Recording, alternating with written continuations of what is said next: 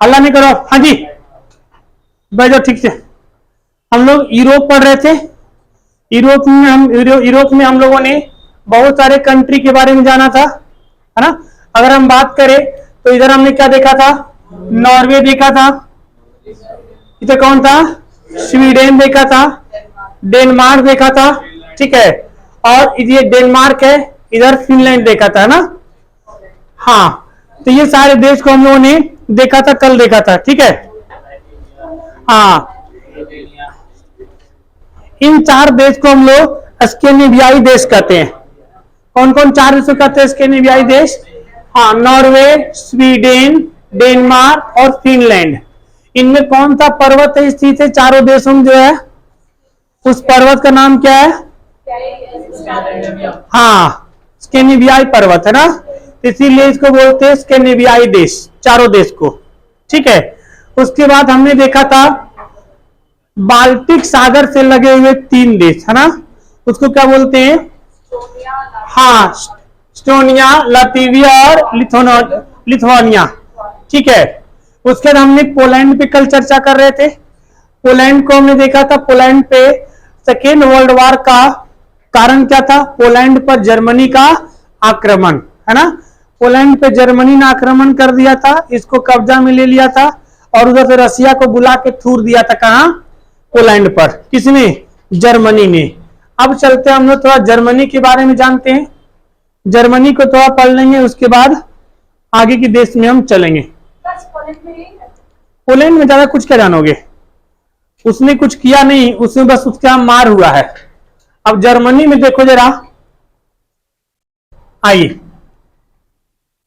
Germany के एक तानाशाह था जिसका नाम था एडोल्फ हिटलर। क्या नाम था? Adolf Hitler. ये इतना तानाशाह था कि जब इसको प्रथम विश्व युद्ध में पता चला था तो बेचारा बहुत रोया था और इसने कहा था कि हम इस विश्व युद्ध का बदला लेंगे, क्योंकि ये वही जर्मनी है और ये वही फ्रांस है। फ्रांस की जो राजधानी है पेरिस, पेरिस में कौन सा महल? वर्साई की महल। यहाँ बुला करके कौन सी संधि हुई थी? वर्साई की संधि। क्या वर्साई की संधि को हिटलर ने टिकने दिया था? नहीं टिकने दिया था। उसे उसके सारे नियम को हिटलर ने क्या कर दिया था? तोड़ दिया था, ठीक है। और फिर सेकेंड वर्ल्ड वॉर जो है, समझिए घटना घटी थी। सेकेंड वर्ल्ड वॉर जब हुआ, सेकेंड वर्ल्ड वॉर के बाद जर्मनी, जब हिटलर मरा गया तो जर्मनी के ऊपर फिर से सारे देशों का कब्जा हो गया। कौन कौन देश का हो गया? जो ये सब फ्रांस थे, इंग्लैंड वाले थे, पोलैंड और रसिया मिलकर कर लिया। और जर्मनी की राजधानी क्या है? बर्लिन। क्या है? बर्लिन। इस जर्मनी में वो बीच में दीवार खींच दिया, इसे क्या बोलते हैं? बर्लिन की दीवार, ठीक है। अब जर्मनी दो हिस्सा में बट गया था, इधर और इधर।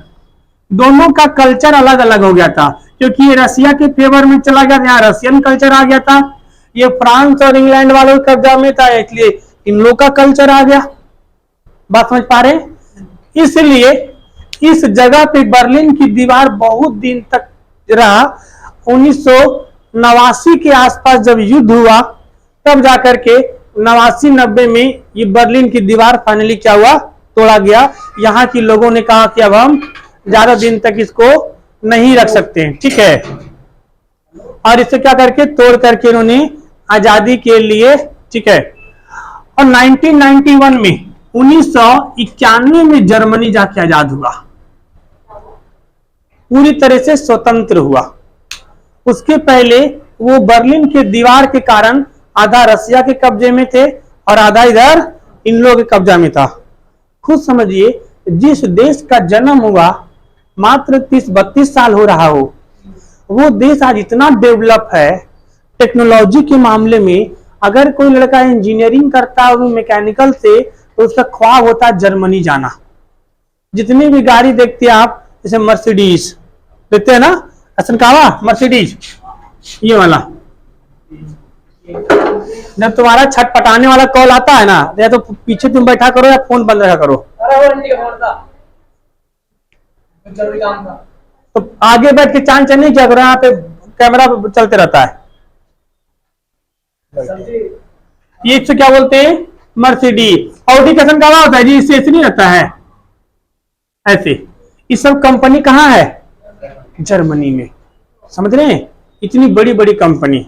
अब तो मर्सिडीज सस्ता आने लगा है, पहले तो 3-4 करोड़ का आता था, 1 करोड़ में मिल जाता है, ठीक है, उन लोग के लिए सस्ता है, हम लोग के लिए 1 करोड़, समझ लो कितना रुपया, समझिए। बर्लिन, इसके बाद बर्लिन के दीवार तोड़ दिया और 1991 में जर्मनी क्या हो गया, स्वतंत्र हो गया। जर्मनी पे चलिए, ठीक है, आपको जर्मनी की राजधानी कहाँ है, बर्लिन। जर्मनी के ऊपर में एक नहर होगा, इसको बोलते हैं कील नहर।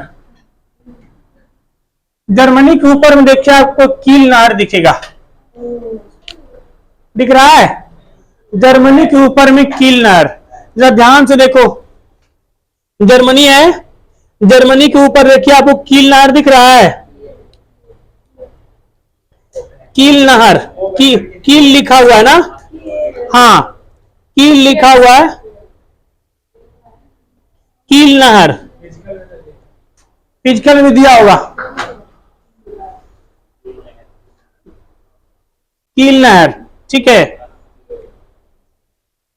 इसमें फिजिकल में आपको ज्यादा अच्छे से देखने को मिलेगा, कील नहर, समझिए।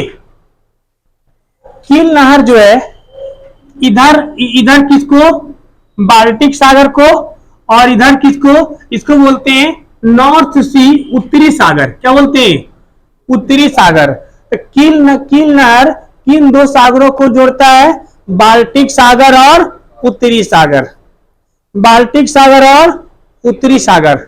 इसको याद कैसे रखेंगे बउआ, कैसे याद रखेंगे बताओ, कील नहर को याद रखे। देखो बाल्टी पहले लोहा वाला आता था ना, और हम कील लगल होता था, नहीं देखे, तो 3-4 किलो बाल्टी भारी होता था पहले, बचपन में उठता नहीं था, हाँ वही कील लगा होता था।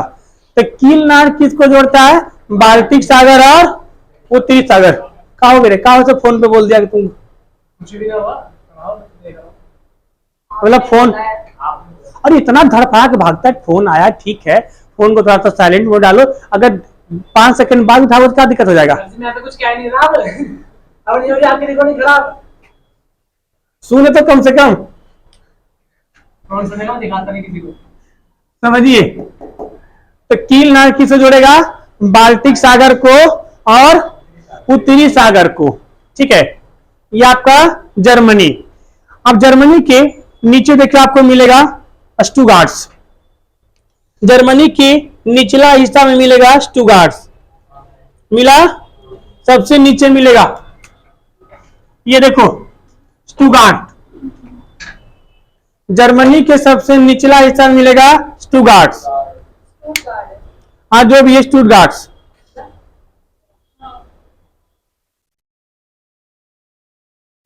यहां पर 1907 में एक इंटरनेशनल सम्मेलन हो रहा था। इस सम्मेलन में भारत की एक स्वतंत्रता सेनानी थी, जिनका नाम था मैडम भीखाजी कामा। इतिहास में नाम सुने, जिन्होंने आधुनिक भारत पढ़ा होगा वो सुना होगा, मैडम भीखाजी कामा, समझिए बुआ, मैडम भीखाजी कामा इस यहां पहुंच गए सम्मेलन में। और सम्मेलन में सबसे पहले पहुंच करके भारत का झंडा गाड़ दिए, तिरंगा, समझे, कौन, मैडम भीखाजी कामा।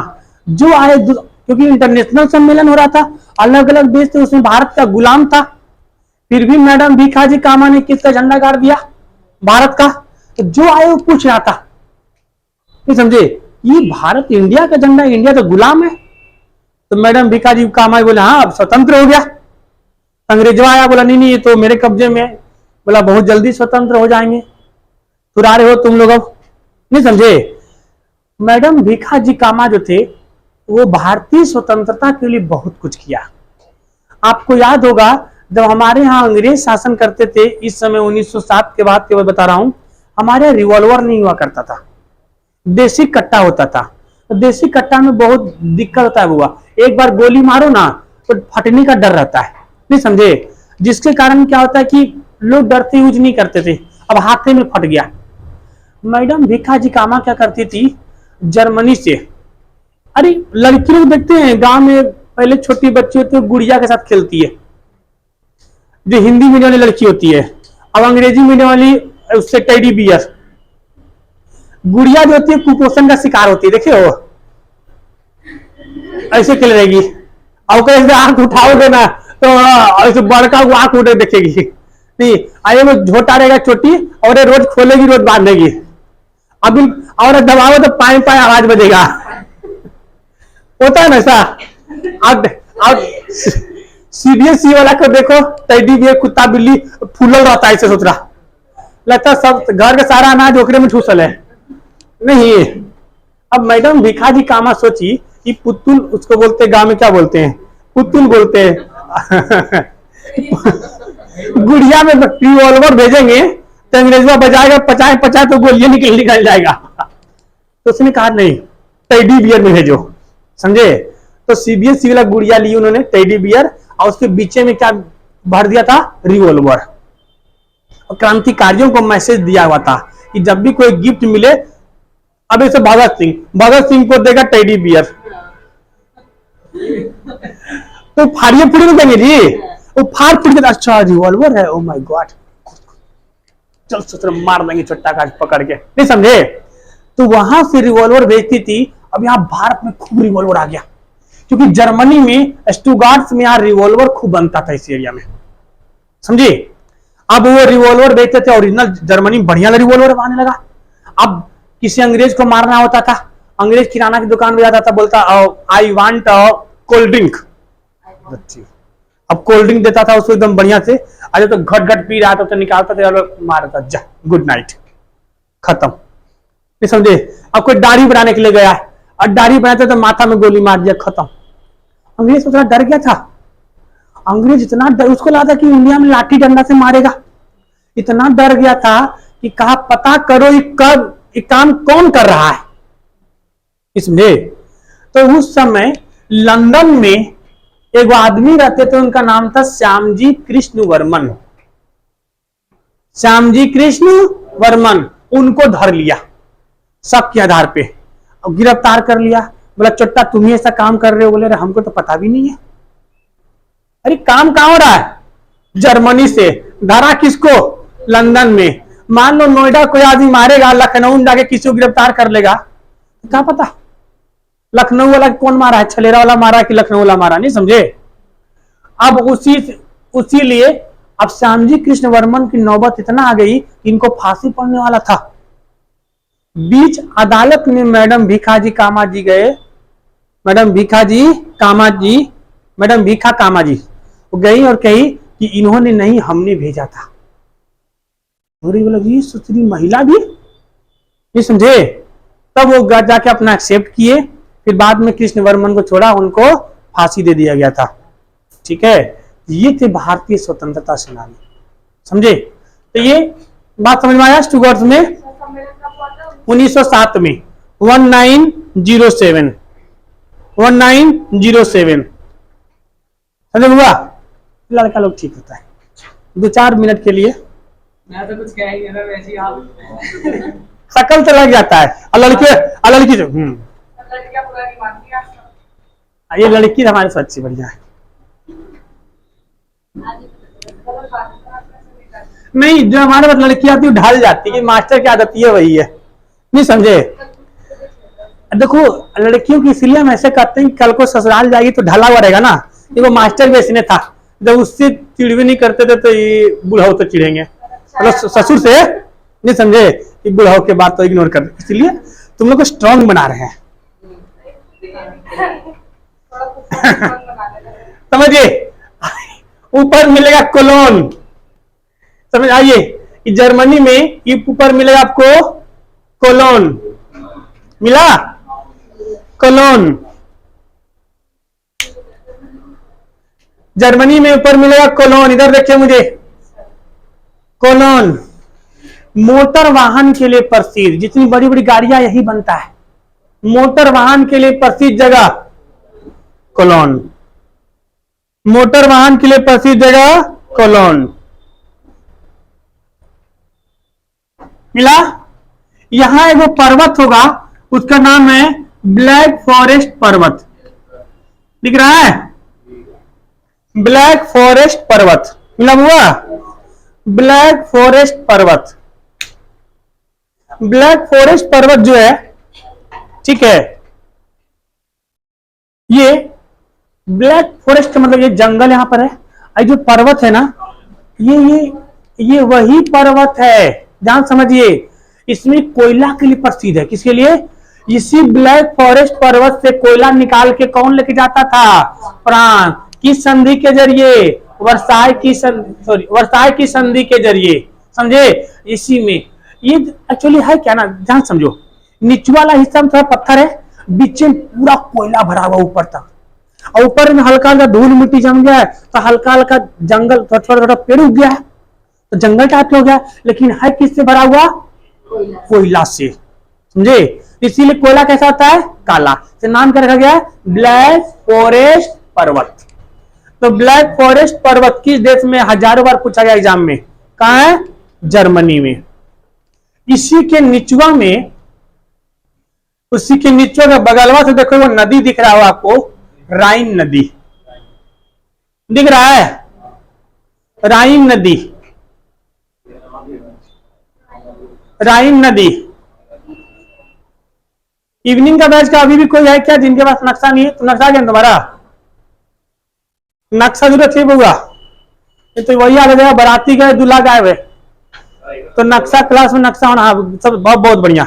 अब जिस दुकान से खरीदते हो ना, दुकानदार कहता वाला तो इसमें इधर कोई मच्छा मास्टर आया है, समझिए। आटा में वो दुकान है, समझा? तो वो बेचारा 3 साल से नक्शा ला रखा था, दो पीस लाया था पहले ऑक्सफोर्ड, इससे समझो शुरू किए। तो बोलता सर बिकता ही नहीं, काहे के लाए? हमने कहा लाओ बिकेगा। अब ऑक्सफोर्ड बिकेगा, अब वो सोच रहा 20 गो ऑक्सफोर्ड ला कर रख दिया, 200 ऑक्सफोर्ड ला कर रख दिया। अब हम शुरू करा दिए खान सर वाला नक्शा। अब फिर गरियाता हमको कि आपके कहने पे 200 पीस ला के रख दिए हैं, अब ये ओकरा में 150 बचल है। मैंने कहा बदल ले, समझो। ये क्या है? ब्लैक फॉरेस्ट पर्वत। इसके नीचे से कौन सी नदी निकली है? राइन नदी। इस राइन नदी में बउआ, राइन नदी का उद्गम स्थल ब्लैक फॉरेस्ट पर्वत। इस राइन नदी में नाव बहुत चलता है, नाव बहुत चलता है, जिसके कारण ये दुनिया की सबसे व्यस्तम नदी है। दुनिया की सबसे बिजी नदी, व्यस्त नदी राइन नदी।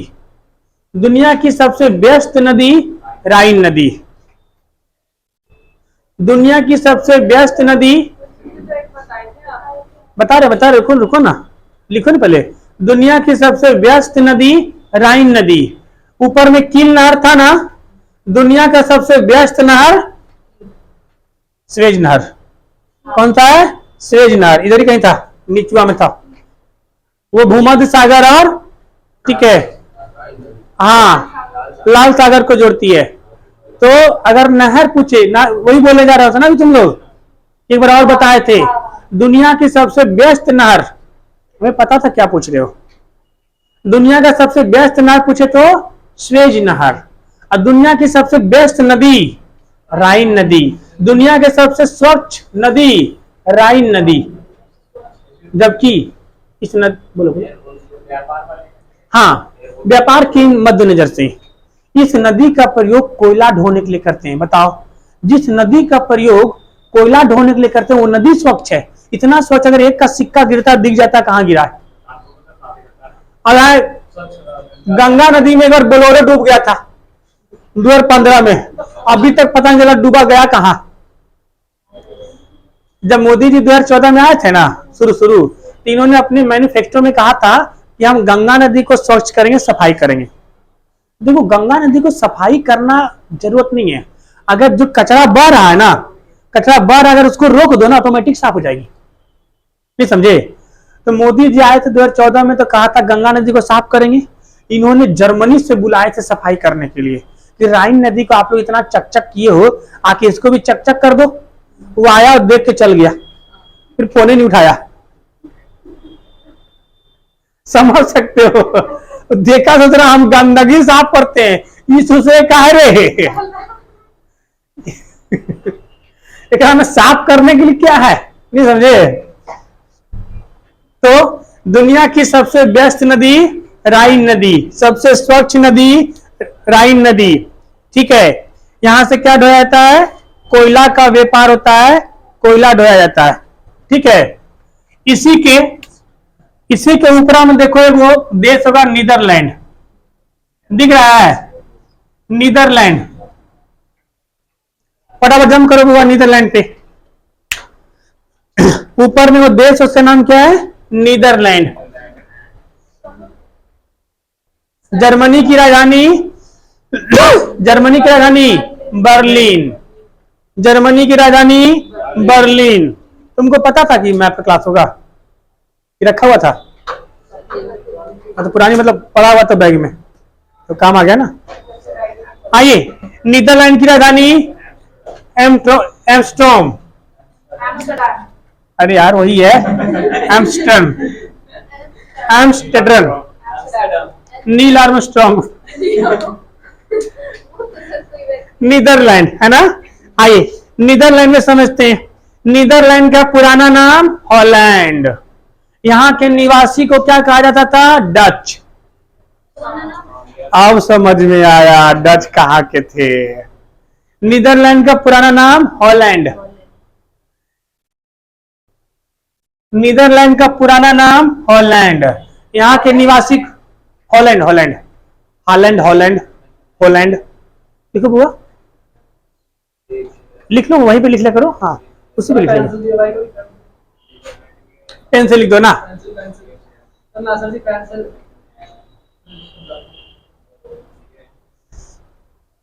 लिख लिया? यहाँ के लोग क्या बोलते हैं? डच कहा जाता है। जैसे आयरलैंड के लोग को क्या बोलते हैं? आयरिश। नीदरलैंड के लोग क्या बोलते हैं? डच। पाकिस्तान के लोग क्या बोलते हैं? आतंकवादी। यही नहीं बोलते हैं जी।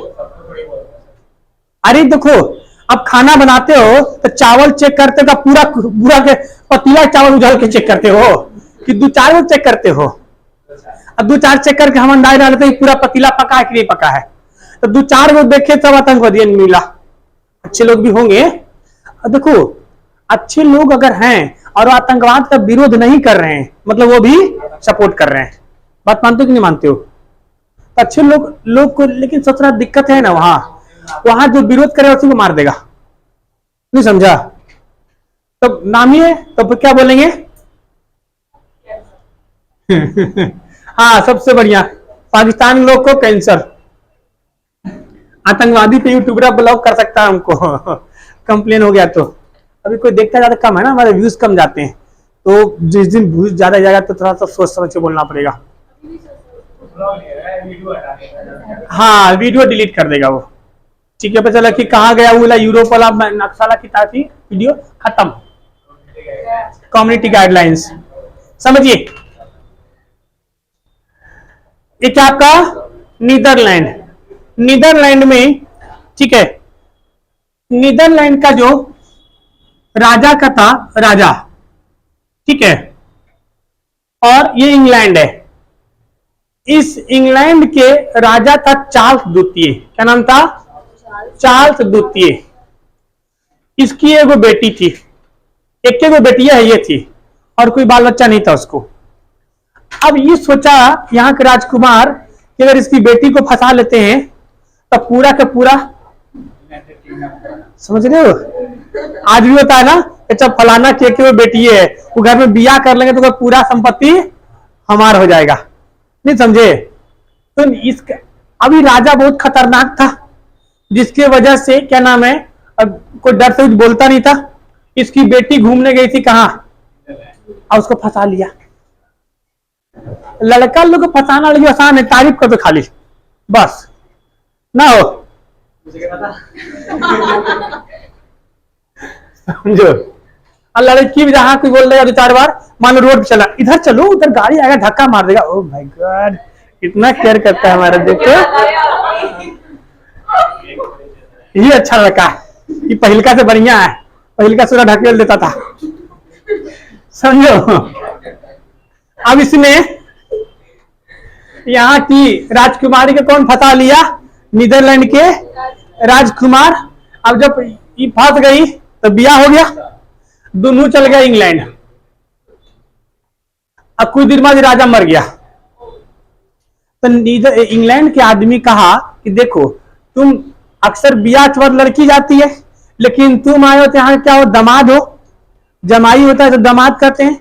अब तुम यहाँ के दामाद हो तो दामाद राजा नहीं बन सकता है, क्या पता सत्रह तरह बना दे, तू बेच बाचे कल भाग जाएगा।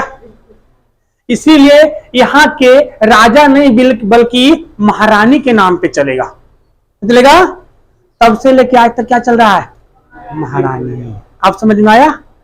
इंग्लैंड में महारानी क्यों चलता है? क्योंकि राजा कहाँ का था, नीदरलैंड का। किसको फंसाया था? देखो अच्छा समझ में आ गया ना। अगर बोलते कि नीदरलैंड के राजकुमार और इसकी राजकुमारी का प्रेम प्रसंग चल रहा था, पता लगता है ये क्या था, प्रेम प्रसंग, फांस लिया, फंसा लिया, मतलब बस समझिए। यहाँ एक मिलेगा द हेग, देखो इधर, हाँ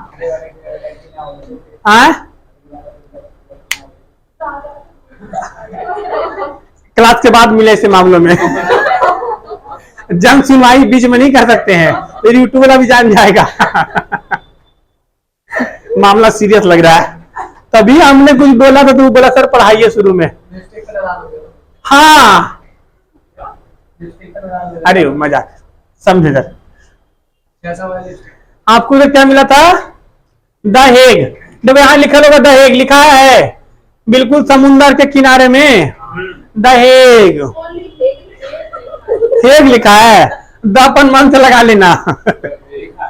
द हेग इंटरनेशनल कोर्ट, अंतरराष्ट्रीय न्यायालय कहाँ स्थित है, द हेग में। इंटरनेशनल कोर्ट कहाँ स्थित है, द हेग में, ठीक है, दहेज में नहीं। द हेग में इंटरनेशनल कोर्ट जो होता है बुआ, इसमें टोटल 15 जज होते हैं। कितने जज होते हैं, 15 जज। और इसमें एक जज की कार्यकाल 9 साल का होता है। कितने साल का होता है, 9 साल का होता है। एक हमारे यहाँ का एक जज है जिनका नाम है, हाँ, दलवीर भंडारी, ठीक है। दलवीर भंडारी जो है 2012 से यहाँ जज बने हुए हैं। इंटरनेशनल कोर्ट कहाँ है, द हेग में। कितने जज होते हैं, 15 जज। एक जज की कार्यकाल 9 साल। भारत के कौन से जज हैं जो यहां पर हैं, दलवीर भंडारी, कहां के हैं, उत्तराखंड के, ठीक है। और ये 2012 से इनका कार्यकाल 2021 में खत्म हो रहा था, समझे। 21 में कार्यकाल खत्म हो गया, लेकिन फिर ये दोबारा चुना गए। अब 2030 तक चलेंगे। इसीलिए अब पाकिस्तानियन जो है ना, कोई मामला होता है उसको इंटरनेशनल कोर्ट में नहीं लेके जाते हैं।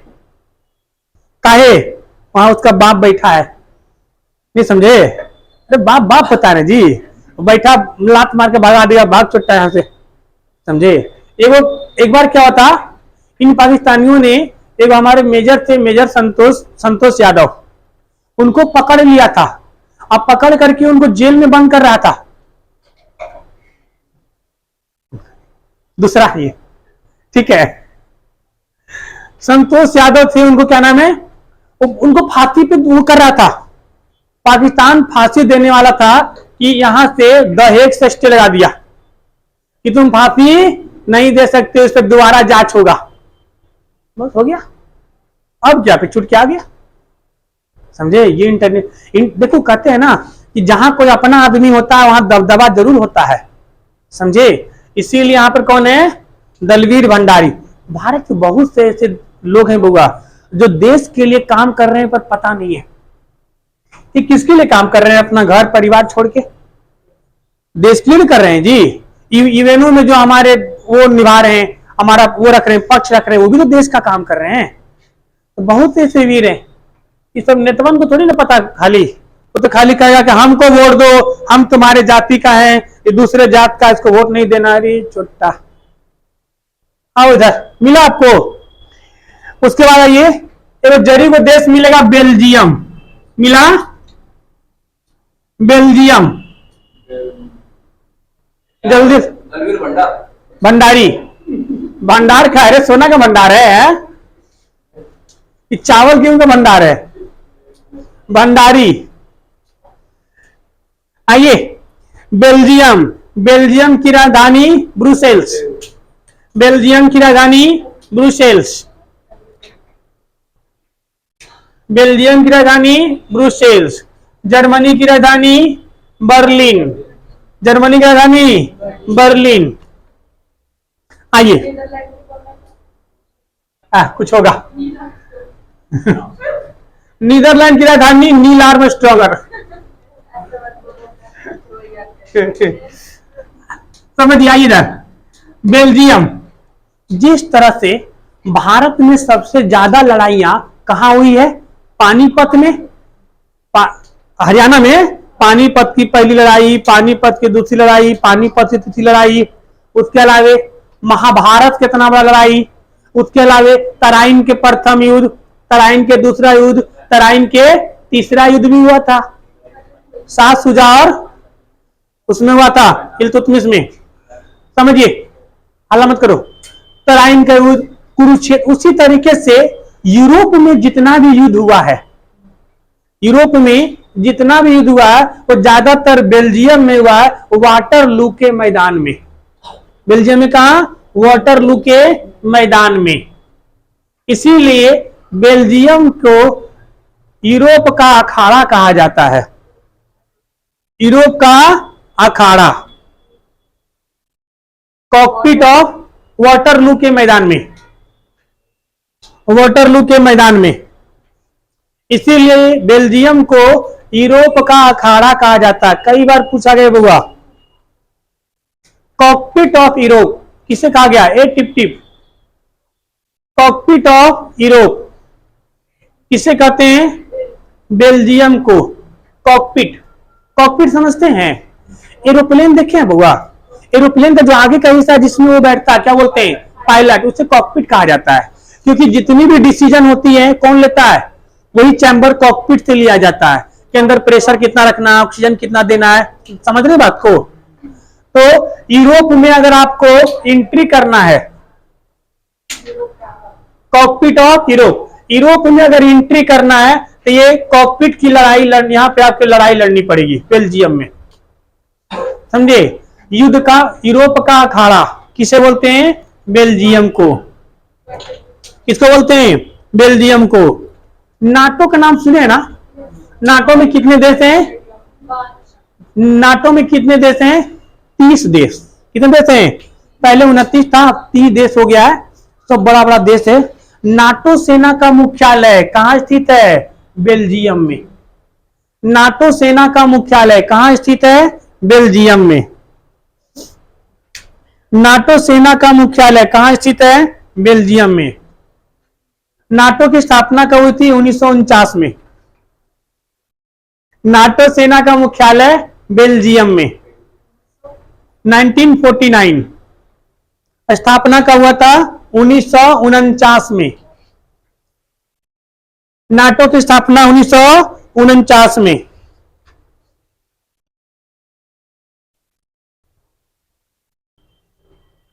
देखो,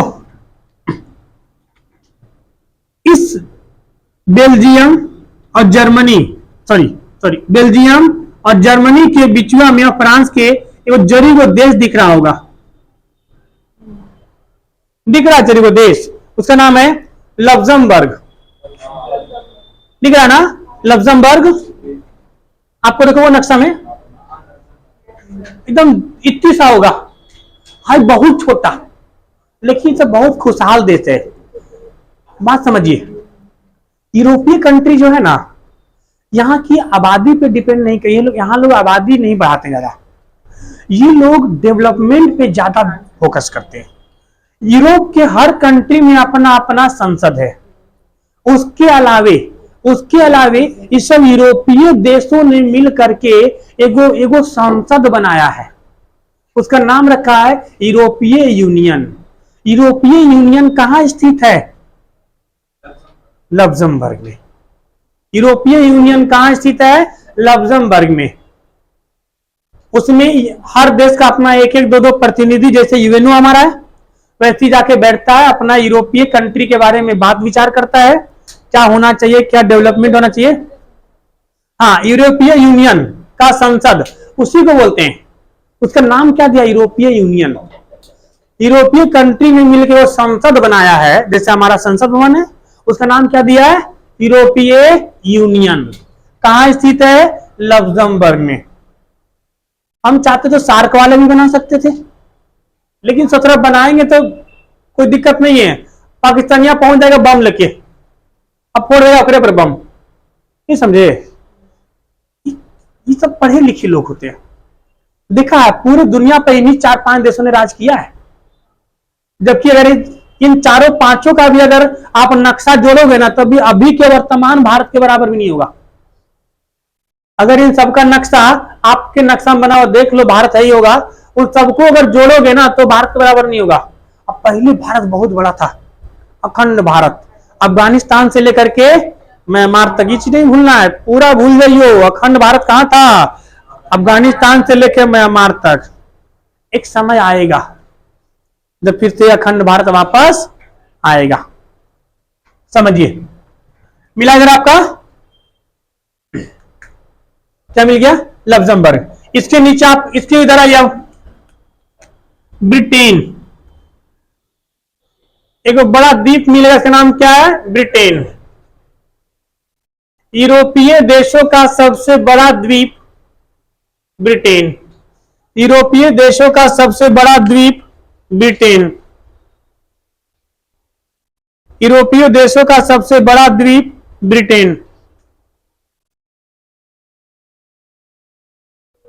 ब्रिटेन क्या है, द्वीप, द्वीपित है, चारों ओर से पानी से घिरा हुआ है ना। यूरोपीय देशों का सबसे बड़ा द्वीप क्या है, ब्रिटेन। देख रहे होंगे ब्रिटेन के नीचे में लिखा हुआ फ्रांस, लिखा है ना। इन दोनों के बीच में इंग्लिश चैनल, क्या लिखा हुआ है, इंग्लिश चैनल, क्या लिखा हुआ, इंग्लिश चैनल।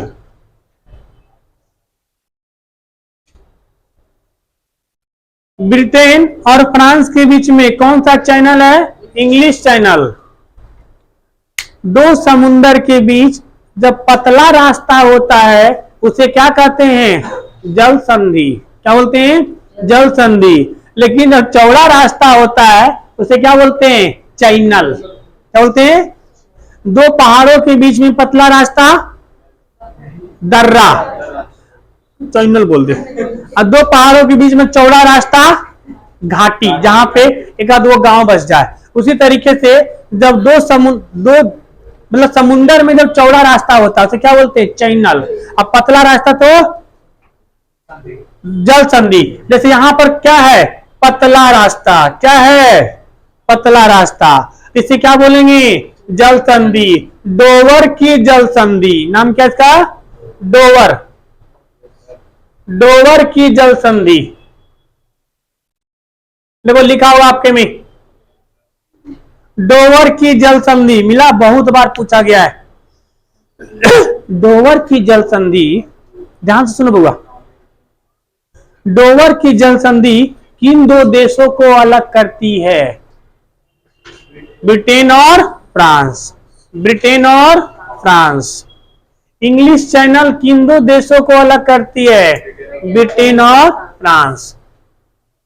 डोवर जल संधि किसको किसको जोड़ती है, उत्तरी सागर और इंग्लिश चैनल, उत्तरी सागर और बोलो इंग्लिश चैनल। बात समझ में आ रहा है, यहां तक कोई डाउट किसी को, बोलो पूछो पूछो।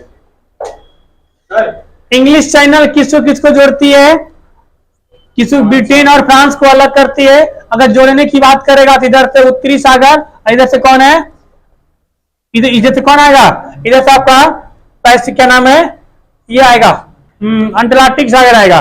लेकिन आपको ये नहीं पूछेगा, आपको पूछेगा इंग्लिश चैनल किन दो देशों के बीच स्थित है, इंग्लैंड और फ्रांस। डोवर जल संधि पूछेगा बुआ, डोवर जल संधि किसको किसको जोड़ती है, उत्तरी सागर, इंग्लिश चैनल। किसको किसको अलग करती है? England, France. बात समझ में आ रहा है? नोट कर लो फटाफट, जल्दी नोट करते चल रहे हैं ना। ग्रेट ब्रिटेन और ये यूनाइटेड किंगडम। अभी रुक जाओ, शांत रहो, अभी शांत रहो ना, अभी कुछ समझाया है इसमें, अभी इसमें कुछ बताएं आपको जी। क्या आप ब्रिटेन बोल रहे हो और उसमें यूके? अभी ब्रिटेन बोल रहे हैं तो ब्रिटेन समझो चुपचाप, बस अभी ब्रिटेन समझिए।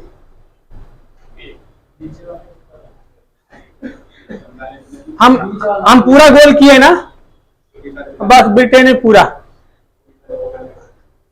नहीं समझे? अभी बंटवारा नहीं हुआ, अभी बंटवारा करेंगे तो बताएंगे आपको। आओ समझो जरा, अब देखो ध्यान से देखिए, किसको? ब्रिटेन को। ब्रिटेन में 3 हिस्सा है, इधर के हिस्सा को बोलते हैं वेल्स, देखो लिखा होगा, लिखा है वेल्स, इधर के हिस्सा को बोलते हैं वेल्स, इधर के हिस्सा को बोलते हैं इंग्लैंड, और ऊपर के हिस्सा को बोलते हैं स्कॉटलैंड।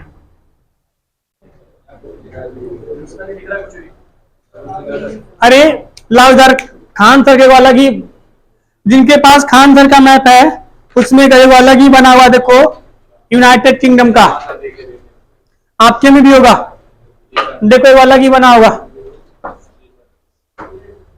मिला आपको?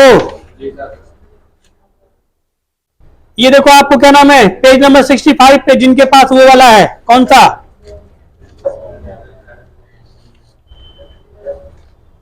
जिनके पास ऑक्सफोर्ड है,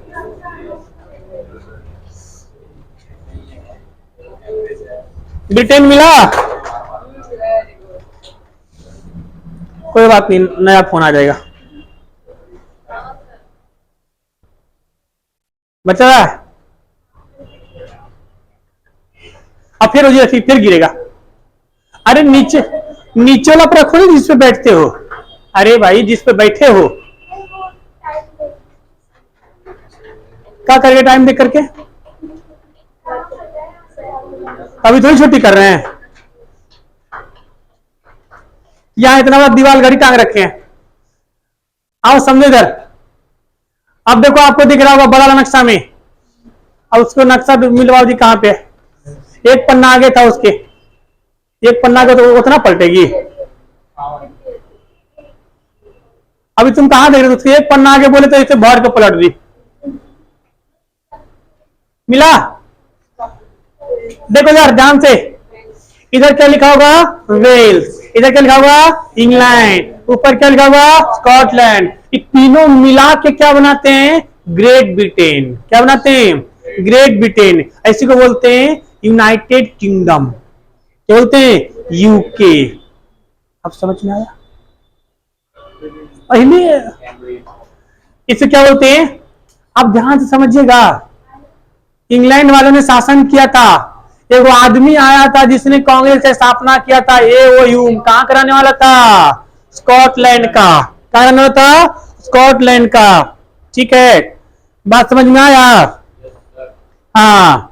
और वेल्स, देखो अगर ध्यान से देखिए, इधर आइए, वेल्स, वेल्स की राजधानी लिखा होगा, क्या लिखा आपको? कार्डिफ लिखा हुआ है, वेल्स की राजधानी कार्डिफ, वेल्स की राजधानी कार्डिफ, वेल्स की राजधानी कार्डिफ।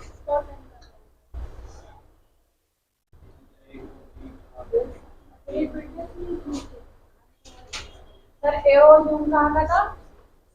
स्कॉटलैंड का था। एओयू कहां से आया था? स्कॉटलैंड से आया था। ठीक है, और ये इंग्लैंड, इंग्लैंड की राजधानी लंदन, इंग्लैंड की राजधानी लंदन, मार्क कर लो फटाफट। इंग्लैंड की राजधानी लंदन, किस नदी के किनारे? टेम्स नदी, बगल में देखो बहरी होगी, टेम्स नदी, टेम्स, टेम्स, टेम लिख दिया है, थेम्स नदी, और टेम्स, थेम्स लिखने में ठीक है, टेम्स नदी एग्जाम में लिखेगा या फिर थेम्स नदी, टी से लिखा रहेगा। इंग्लैंड की राजधानी लंदन, किस नदी किनारे? टेम्स नदी के किनारे। स्कॉटलैंड, स्कॉटलैंड की राजधानी ग्लासगो, स्कॉटलैंड की राजधानी ग्लासगो, ऊपर देखो होगा, स्कॉटलैंड की राजधानी ग्लासगो। ये तीनों मिला के क्या बनाते हैं? Great Britain. क्या बनाते हैं? Great Britain. इसको क्या बोलते हैं? United kingdom. ठीक है, यूनाइटेड किंगडम। आइए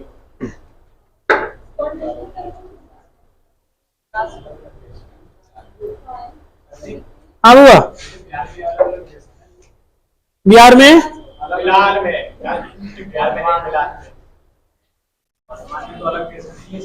हाँ है, लेकिन देखिए यूनाइटेड स्टेट ऑफ अमेरिका तो बहुत सारे देश से मिलकर बना है। हाँ, तो उसको क्या बोलते हैं? यूएसए बोलते हैं, लेकिन अमेरिका एक अलग ही देश है। नहीं समझ में आया? तो इंग्लैंड अलग है, स्कॉटलैंड अलग है, वेल्स अलग है। अभी आपने सुना होगा कि जो 2000 किसका 19 का वर्ल्ड कप जो हुआ था क्रिकेट, 2019 का क्रिकेट का world cup, England and Wales, England and Wales, तो वेल्स का वो मजा मिल गया था, इंग्लैंड में और वेल्स में होगा। ठीक समझे? ये वही वेल्स है। वेल्स की राजधानी नहीं मिला आपको? कार्डिफ, नीचे मिलेगा आपको कार्डिफ। ठीक है, अब कल आगे इस पे चर्चा करेंगे जी, बहुत लंबा इंग्लैंड जाएगा। ठीक है, इंग्लैंड चर्चा कल करेंगे।